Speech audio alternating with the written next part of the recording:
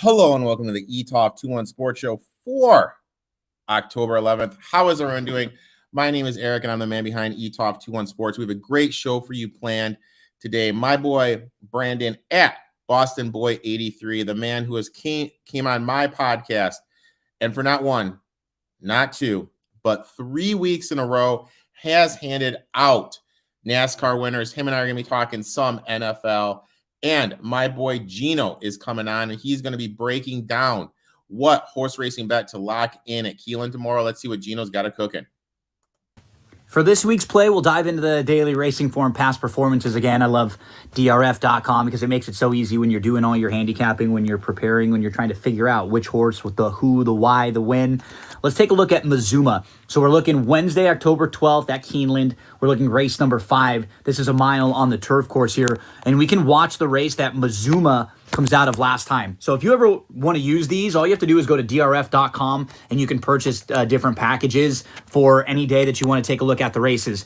Mazuma was the number 12 in this race that we're going to be watching right here. So this was at Kentucky, and I thought Mazuma ran really, really well in here. Unfortunately, with post 12, they just had a really, really wide trip throughout. Now, sometimes at Kentucky, and going wider there won't really hurt you as bad as some other tracks, and sometimes it can actually be a benefit, but this was a very wide trip throughout. So the number 12, Mazuma, towards the back here, you could see like 3 from the back early on, and then gets really nicely into contention on the outside, but is giving up so much ground throughout this race. Mazuma is at least 3 deep throughout, and then when moving up into the race, more like 4 and 5 wide all the way around.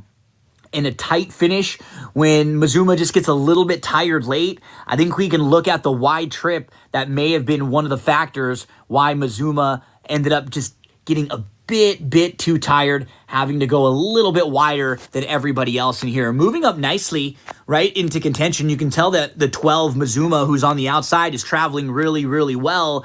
But again, as they hit the top of the stretch and they're going to turn for home at the unique race course that is Kentucky Downs, this is just a trip that on the turf too, going so wide, so difficult to win.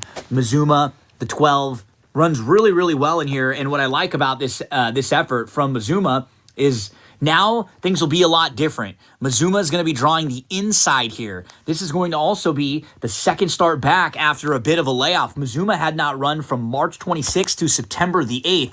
Now you take a look at Mazuma right up in contention there. 2 from the outside, but just a tad tired late when the others have just a bit more to do. That was the first start off the bench and the wide trip. I think Mazuma has every right to step forward. If we can get 7-2 on the 1 Mazuma, we'll play this guy to win. That's race number 5 at Keeneland on Wednesday. Good luck, and make sure to tune in to Eric's show every Tuesday night. We'll be dropping a Wednesday play for you. Guys and girls, make sure to please follow my boy Gino at It's Me Gino B on Twitter. Great guy. Him and I do tons of work together. I'm on his podcast every single Friday that comes out. We break down the NFL slate. Then Friday night, him, myself, and Jim at XFL Jim are on the BTV college football tailgate. And then Sunday morning, Gino and myself and Kyle at the DFS Bachelor break down all the NFL action and give you what DFS players to target on BTV's show 4th and Inches. Now, let's dive into this week's NFL slate, and who better to come on than my boy Brandon at Boston Boy 83. Brandon, what's happening? Happy birthday, my dude. Oh, dude, I am an old man, but thank you, my friend. I feel so flippin' old. I ordered turmeric today. That just shows you how old I am, dude. That's not a good sign for the age, but we can't do it without a cheers. There's no way this can happen. So happy birthday from North Carolina all the way up to you. Thank you, my friend. I appreciate it, man. You've turned out, you know what, dude? We've known each other for what, 2 years, 3 years now? Yeah. Great friend. Appreciate everything you've done for me. Yeah. 3 winners in a row on a podcast. Guys, he's just winner. He'll be on this week. He's going, I don't even know what the bowling term is. No, we got the turkey. So what's 4? What's 4 in a row? I don't know. I have no clue. We'll call it the Grand Slam. We'll say you're going for the Grand Slam. Yeah, being there in person at the race on Sunday and watching what Bell did to come from behind late like that was really exciting. So to grab 3 in a row like that, piggybacking us off of last year when we did this last year. So nice to do this 2 seasons in a row. Hey, get hot, stay hot. That's what they always say. So obviously you live in Carolina with the big news coming out. Matt Rule is no longer the coach for the Carolina Panthers. That's not your team because your team is the Patriots, but it's kind of like where you're located. So you kind of are into the local market. A, how's the fan base taking it? And B, if you had to pick one guy to be the coach, who do you think should be the next coach? So I hate to say it because I'd love to be a fan down here, living down here for so long. But the fan base has always been quirky. They've only been around for 20-something years, so you don't have that history, grandfather, dad, son, and all the way down. So a lot of people that live here aren't even from here. Your typical Carolina fan base, like they got Baker Mayfield, and it was like, hey, we got a quarterback. The issue has been Matt Rule for multiple years. Started with the Cam issues, and then bringing Donald in and Bridgewater and then Baker, and it's still not working. So the signs have pointed to Rule needing to be gone for a while now. The fan base is pleased. They're very happy. I don't think the fan base truly knows who they should bring in. My first mindset right out the gate is blowing up the team, which is going to be fine if you blow up the team to bring in Sean Payton. Peyton's still under contract for multiple years with the Saints, so you're going to have to do some sort of trade with the Saints. But I'm a big fan of moving McCaffrey. The fan base doesn't like to hear that because he is the hero here in North Carolina when it comes to that football team. But what are you going to do? You're sitting at 1-4. You're going to the Rams minus 10.5 against them. You're going to drop to 1-5. Then you're coming back and I think hosting Tom Brady. Like, you're going to be probably 2-10, 2-9, maybe 3-10. What are you going to do? You're going to just wash away another season of McCaffrey? I don't think it's worth it. He's been injury prone, and you have an opportunity to move him now, get big draft picks for him, and also maybe let the Saints eat a lot of Peyton's contract and have a very high caliber coach in Sean Payton. So that's my pick. Yeah, that's a good pick. My pick, I'm actually going with a Sean Payton disciple. I'm going to go Joe Lombardi. He did a great job as the OC when he was in Detroit with the Lions. He then went to the Saints where he learned under Payton. He was their quarterback coach, and he's going to do a great job the last 2 years out in Los Angeles, being the offensive coordinator, improving Herbert and taking that offense to new heights. It's been one of the most explosive offense the last 2 years. And if they do elect to keep CMC, I would bring on, he's going to call the plays. He's going to be the offensive coordinator. Bring on Rick Dennison. For those that don't know, Rick Dennison is an offensive line G, in my mind, the best offensive line coach in the history of the NFL. Just to give you guys an idea, when he was the offensive line coach with the Jets, he had Isaiah Crowell as the leading rusher in the NFL. If you need to give him the offensive coordinator tagline, I mean, that's fine. Do that. I would do zone running if you keep CMC, just because historically he's been great. So that would be my pick. I would go Lombardi package deal with Dennison. But it's interesting, like you mentioned, blowing up. I mean, you got the defensive. I'm spacing on his name. You could flip him because teams need a pass rusher. Obviously, DJ Moore, Robbie Anderson, and CMC. You could get some picks. You can. And the fact is, Robbie Anderson vocalized the whole Baker Mayfield thing before it even happened, how he didn't want to play with him. DJ Moore, they haven't touched his contract, which clearly says he wants out. So you might as well grab stuff from these guys when you are going to have a losing season. Get a high draft pick, make your trades, get additional draft picks, and get a good head coach and just flip this program. It's not like they can do it and then be successful next year, but flip the program and be set up for years to come. Yep. Carolina's been in and out with coaches, in and out with quarterbacks year after year after year. It's time to blow it all up and start from scratch. But the starting from scratch could be a 1-year rebuild. And this year's quarterback class on paper is very good. So this would be Yes. the year to do it. Now let's shift our attention to the takeaways. What is your first takeaway from week 5? My first takeaways are the Giants legit. No.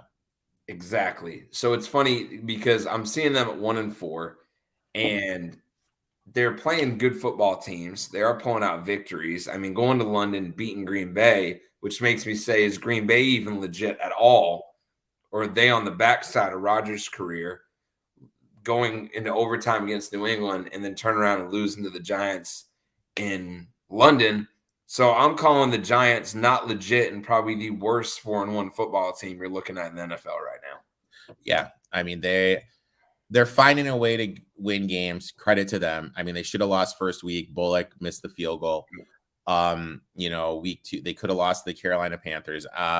Yeah, I'm totally agreeing with you on that. They're not that good. They're 4-1. Credit where credit is due for winning games, but it is what it is. My first takeaway, and this really doesn't have to do with NFL, but this has to do with people on the radio, people on podcasts, people on Twitter. Math.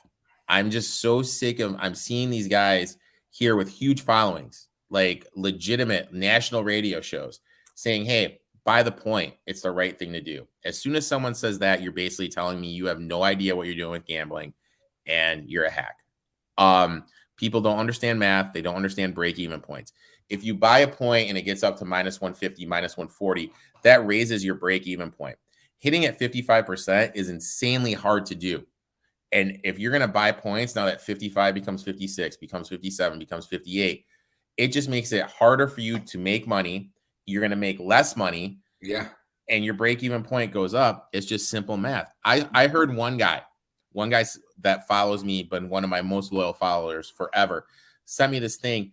And this guy said, what was it? Play the Colts at minus 2.5, buy the half point, they'll win. Loss. Play the Jags minus 6.5, buy the half point. Oh, what happened? They lost. Yeah. Buy the half point, play the Dolphins minus 2.5. What happened? Oh, they lost. So it's like, it's with how live betting's become such a big thing. Yes. Chill out, wait, go in game. And if you don't get the number you want, don't do it, but don't play at half point, because at the end of the day, it's a bad thing to do and you're going to lose money. They're breaking themselves this year, because if you do look at it, you're better off taking the plus 5.5 rather than the minus 5.5 and drop it to 4.5. A lot of these underdogs per the spread are really successful. I know we're only going into week 6, but you look at last week, you had a lot of plus teams win. And so you're not even having to buy points to even cover, because they're actually winning those games. There was a point when the Chiefs were plus 180 last night. You know what I mean? Like, just wait for your opportunity to buy in at the right time. Don't buy a point and lose money long term. And this isn't even a takeaway. This is just a fact. Josh McDaniels, you are not a head coach. Yeah. You never will be. You never have. Raiders under is looking better and better, and Raiders not to make the playoffs, better and better each week. Brandon, what's your second takeaway? Second takeaway is the refereeing, the officiating this year is horrible, and we can both zone in right on it. Quarterbacks being hit. I mean, the fact that Tua is out with multiple concussions and there was no flag on either play, and Brady gets wrapped up and tackled very cleanly and a flag's called. You saw multiple questionable calls last night on the quarterback. I'm just getting frustrated. They need to go back to the way it's always been. If the QB has the ball in his hands, he's just like a running back. You can lay a lick on him as long as you're not going down to his knees or making head contact, which is a call across all platforms of football. If a quarterback gets landed on a certain way, I get it. They have a lot better chance of getting hurt. But what is a 300-pound defensive lineman supposed to do when he wraps a quarterback up? He can't set him down. He can't always roll over. If you notice, a lot of these linemen are trying to roll over to not land on him and is throwing the quarterback down. And now that's being called as a flag. So I can't land on you and I can't throw you away. What am I supposed to do as a defensive lineman when I hit the quarterback? Yeah. Also, you have all these running quarterbacks. If I don't wrap up Mahomes and get him to the ground, or Lamar Jackson, they're going to get away and scramble for 20 yards or find an open man 50 yards downfield, and it's going to be a guaranteed first down anyway. So I'm just kind of blown away at what do these defensive linemen do moving forward to tackle a quarterback? Yeah, and then that kind of goes with my second takeaway. If you are bad at your job, what happens? Fired. So how is Jerome Boger going to be a lead official this weekend? He had an awful, like you said, roughing the passer in the Ravens Bills game with that benefited Josh Allen whined. And then you mentioned it. Garrett sacked Tom Brady. Tom Brady whined, threw the flag. It was a sack. Well, what is he supposed to do? It was a normal football play. It was a sack. The NFL needs to be held responsible for how bad these officiating. And then the NFL needs to stop favoring QBs. Yeah. So the second Brady gets up and starts yelling, a flag's thrown. Starting to do that with Allen. Like, now the Brady thing has been for years. I hate to even say that being a Pats fan, but he's been given a lot throughout the years every time he's gotten hit. But at what point do these guys getting up and complaining stop dictating when the ref throws the flag out? The flag's not thrown right when it happens. No matter the reaction, it shouldn't even be justified at that point. It's awful. And then when you think about it, gambling's legal now, and think of all the millions and millions and millions of dollars. It's brutal, and it's a bad look. I didn't like the fact the commish did not come out and say something. I didn't like that. I also didn't like how Brady handled it afterwards. So yeah, it's just a bad look. No, the commissioner, I've said it for years, and people can say what they want being a Pats fan, but he's been a hack for years. He doesn't truly know what he's doing. I've said for a long time now, the refs, their day jobs are usually either a lawyer, a judge. Like, they have their everyday jobs.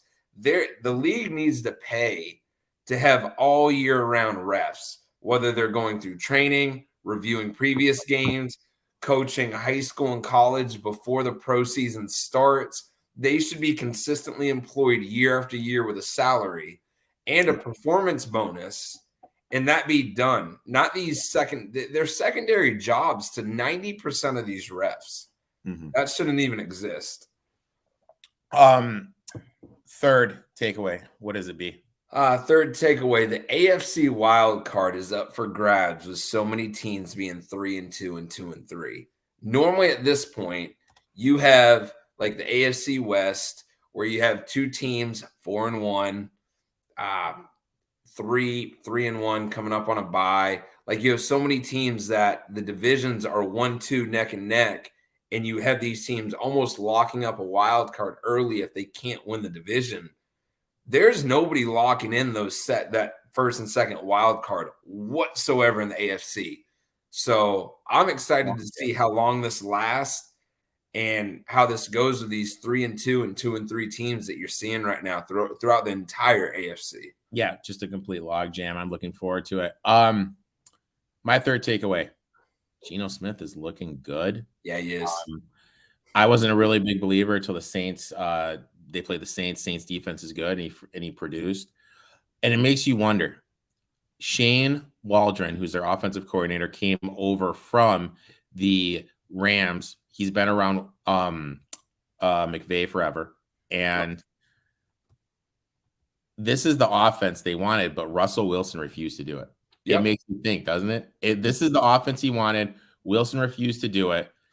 And with the Seahawks being better last year, having more talent last year on the roster than they did this year on the roster, dude, it makes you wonder, could they have snuck out a playoff and made some stuff happen? Because the NFC, even though the Rams won it, it was wide open last year. I think they missed an opportunity. Seattle missed an opportunity, and they're in a good position moving forward because, like we said before, this quarterback class, there is a lot of talent, and they have DK Metcalf. You have the two rookie offensive tackles who are playing great. You have Kenneth Walker. You have Tyler Lockett. You got pieces in Seattle, and you have a good offensive play caller. You're heading in the right direction. Penny is running the ball downhill. Well, Penny's out now. So Penny's out. So MSU's finest, Kenneth Walker. the guy that's single-handedly right. responsible for Mel Tucker being the worst coaching hire in the history of college football, getting $95 million, is their new lead running back. Yes, I'm a Michigan State fan, and yes, I don't like Mel Tucker. All right, so now let's shift our attention to bets. We each have 3 bets, and I believe Brandon has a nice and juicy hockey bet for tomorrow. First, we'll save that for last.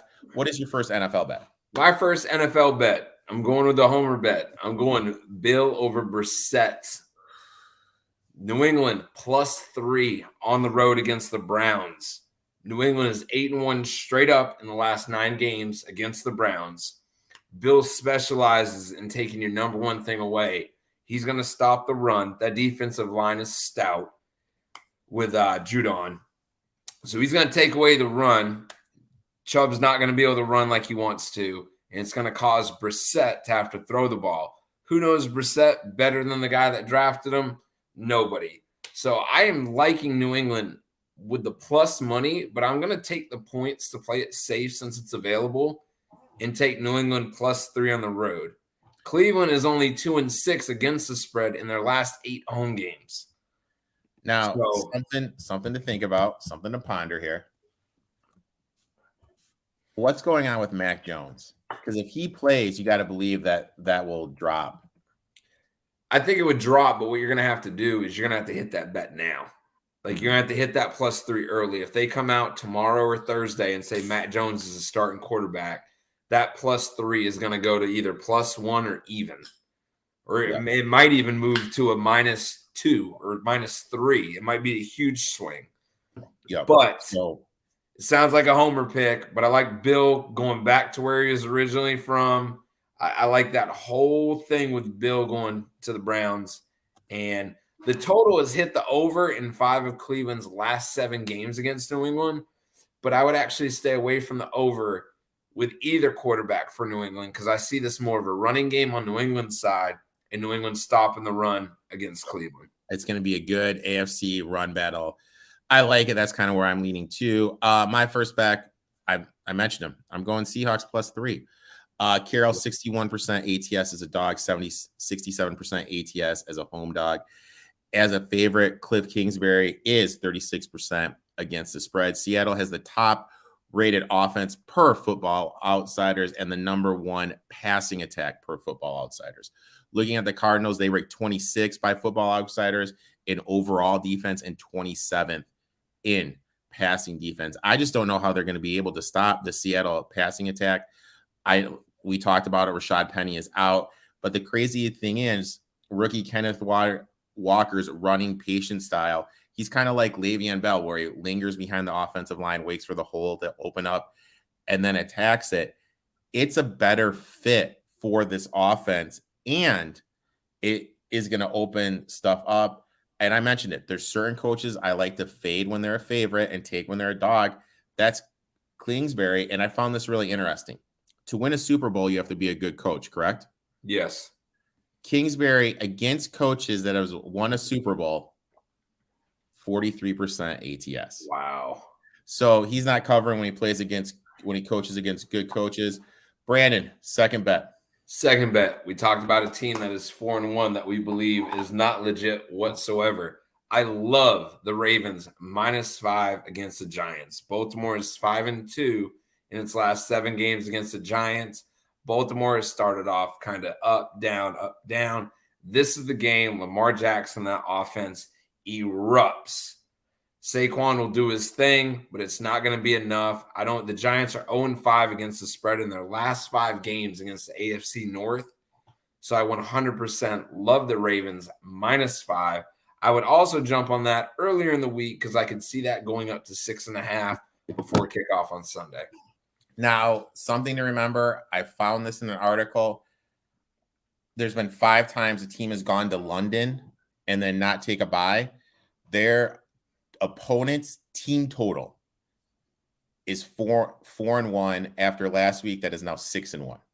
Okay. So that favors the Ravens being able to score points because the defense is tired. My second bet, now I'm waiting on my second bet. Uh-oh. I'm going to take Miami. I think Minnesota is nothing but a bunch of frauds. Okay, we don't know what's going to go on with Bridgewater. I have a phone call out. I'm waiting to go. I should hear later tonight. I'm assuming Bridgewater can play. No, if Bridgewater doesn't play, this number is going to go up. I'm fine with it. If he does play, 74% ATS as a dog. Flip side, Cousins, 45% ATS as a favorite. Plus, look at the Vikings DVOA rankings. They're 26th defending the pass, 23rd defending the opposing team's number one wide receiver, 22nd defending the second wide receiver. How are they going to be able to handle Waddle and Hill? With the skill set of Teddy, believe it or not, he's actually a better fit for the Dolphins offense. Vikings will try to run the ball with Cook and Madison. Dolphins are 7th DVOA defending the run. Plus, what has Minnesota done? They beat the Packers, who didn't have Lazard, who's their number one, and didn't have their 2 starting tackles. They got boat raced by the Eagles on Monday Night Football. Yeah. If Dan Campbell had a flipping clue, they would have lost the Lions, and their offense didn't look good against the Lions at all. They beat the Saints overseas when the Saints didn't have half their starters, and it took a Will Lutz field goal, a double doink, to win. And then the Bears were driving, and there was a fluke fumble at the end. I mean, this team has not been impressive at all. I get it, they're winning, but in my eyes, they're right up there with the Giants. They're a fluke 4-1. Agreed. It's hard for me to touch anything with Miami right now because we don't know. But to your point, if Bridgewater is playing, that man can fill in and hit Waddle and Hill all day. He's never had a problem with his arm, like nothing. So, and something real quick, he's right-handed, Tua's left-handed. When Tua's in, everything changes. Okay. When Teddy's in, people are used to what they've been going their whole life with. That's something people also forget too. I absolutely love the Dolphins here. It's sitting at 3. If Tua doesn't go and it's Skylar Thompson, this is going to go up. Like I said, I got a phone call out waiting for the answer.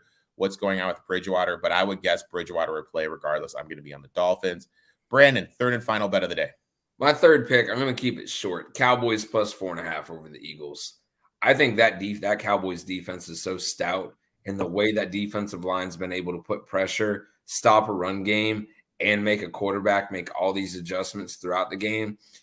Eagles are on fire. I think they're a legit team. I think they're going to be hard to stop in the NFC in general. But I like the 4.5.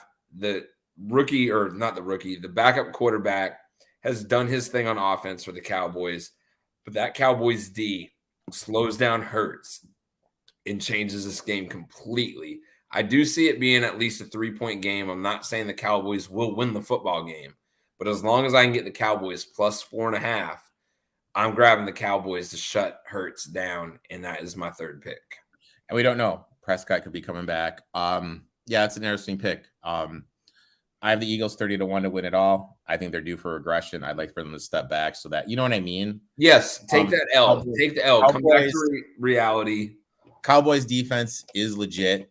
So yeah, I'll probably be on that game, but like I said, like if it is announced Cooper Rush, I'm still gonna like it. The number's just gonna increase a little bit. Yes. If it's Dak, it's gonna go down to 3. I still like it. So I'm just hanging tight right now until we get all the information.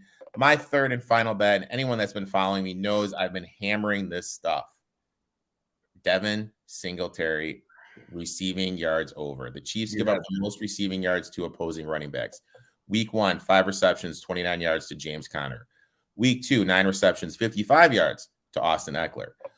Week 3, 3 receptions, 20 yards to Jonathan Taylor. Week 4, 7 receptions, 57 yards to Leonard Fournette.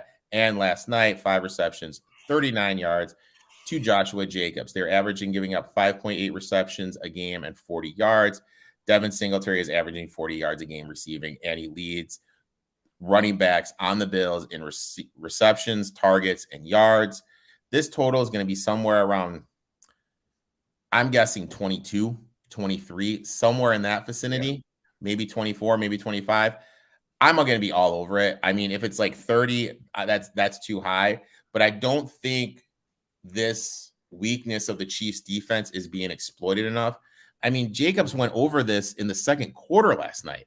Leonard Fournette went over his prop, his first reception. I mean, this is straight cash. And I'm going to be riding this wave as long as I can. Yeah, it's gonna be a quick screenplay right out the gate that's gonna guarantee you 15 to 20, period. And then it's just gonna take one more dump off to be able to hit that over. So I'm with you on that. I like that. Now you said you had a hockey parlay for the people. Let's give it to him, my friend. So for those of you that will be watching this, however many times I come on, the NHL was successful for me last year. I'm never big on taking -1.5 or a whole lot of overs that are over 6. I'm going backwards based off of what I'm seeing so far entering the start of the season for tomorrow night.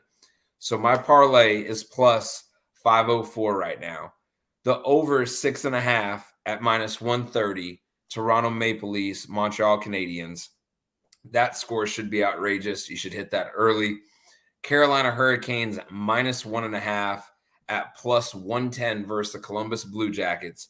Blue Jackets are trash last year. Carolina picked up some good D. I don't see a whole lot of scoring from Columbus, and Carolina's offense is going to do exactly what it did last year and be very, very successful. And then you got Colorado -1.5 goals at -160 versus the Blackhawks. The Blackhawks have been bad. They're going to be bad. That's not going to change. Colorado is your pick to win the Stanley Cup this year. So you parlay those three together. You're looking at a parlay of plus 504. Start your opening big night of hockey off on the right note with a 3-team parlay. So that's where I'm rolling. I love it. I love it. Brandon, thanks for coming on. Thanks for the birthday wishes. Hey, absolutely, my dude. Cheers. Make sure you give him a follow. Brandon and I will be back later in the week. He'll be on my podcast going for number 4 in a row. Next week, Blackjack Fletcher is going to be the special guest. Him and I will be talking some NFL. And make sure to give Gino a follow. Until next week, boys and girls.